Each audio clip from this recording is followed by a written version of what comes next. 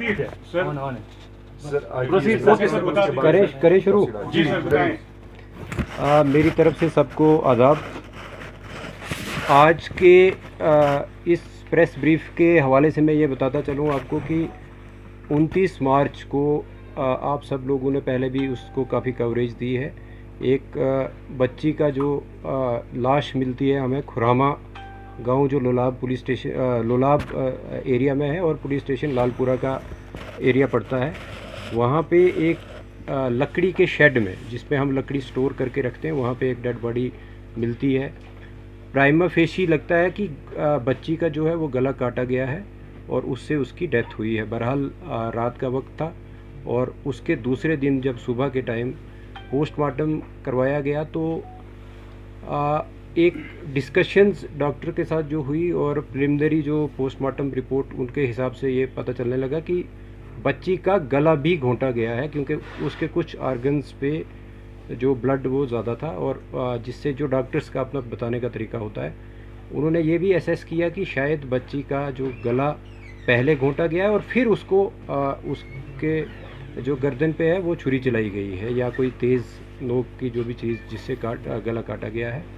बहरहाल इसी के चलते जो वजूहत थी जैसे लगता था कि जहाँ डेड बॉडी पड़ी हुई है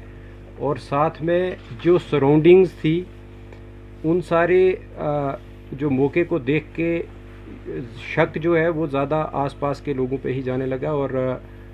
जो बहरहाल तफ्तीश शुरू की गई उसमें डीएसपी जो लोलाब है सरफराज बशीर, वहाँ के चौकी ऑफिसर अजहर शकील और एसएचओ मलिक नसीर, इसके साथ साथ एडिशनल एसपी और मैं भी स्पॉट पे गए और थोड़ा इंट्रोगेशन में भी ज्वाइनिंग हुई और कुछ सस्पेक्ट जो हमने उस पर ज़ीरोइंग की तो उनमें फैमिली ही सस्पेक्ट आने लगी क्योंकि जब फैमिली को क्रॉस चेक किया गया कि वो किस सीक्वेंस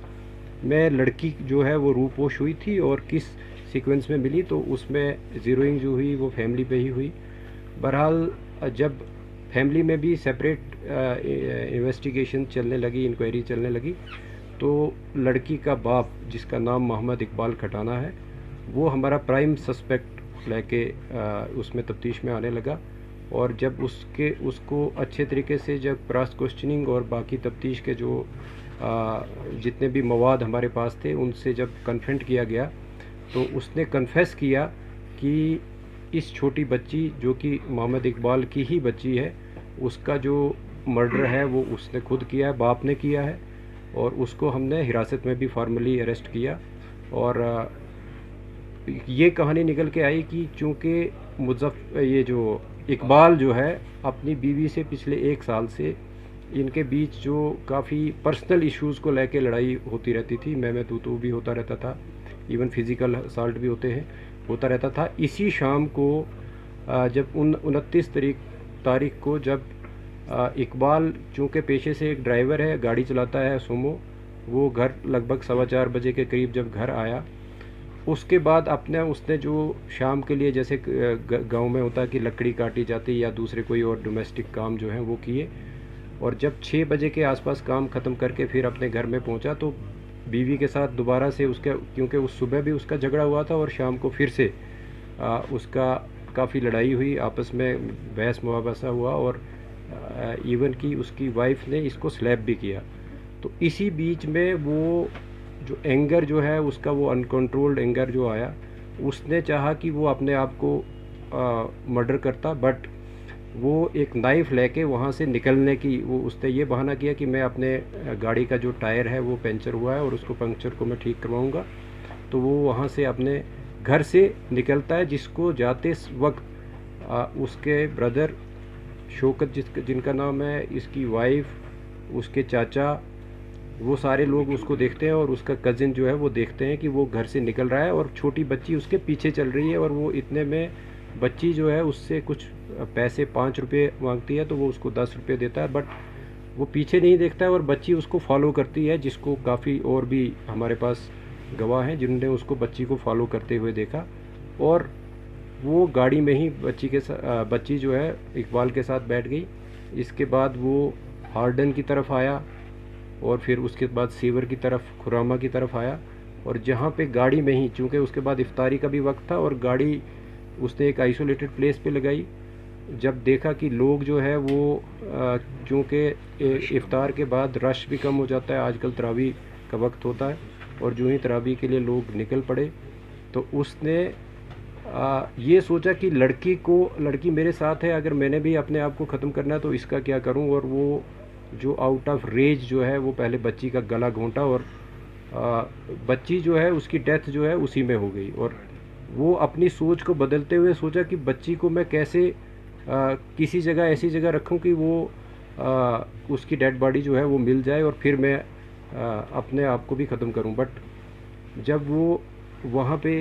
डेड बॉडी को अपनी गोद में उठा के अपनी गाड़ी एक रोड के साइड पे लगाता है, और वो इस शेड पे जहाँ पे आखिर में डेड बॉडी मिली है वहाँ पे रखता है। वहाँ पे चूँकि इसने पहले ही अपने आप को ख़त्म करने के लिए एक चाकू जो है अपने घर से लिया था, और उससे फिर अपने इस जो जुर्म को वो दूसरा रुख देने के लिए, ताकि इसका शक जो है दूसरे लोगों पे भी जाए, और वहाँ पे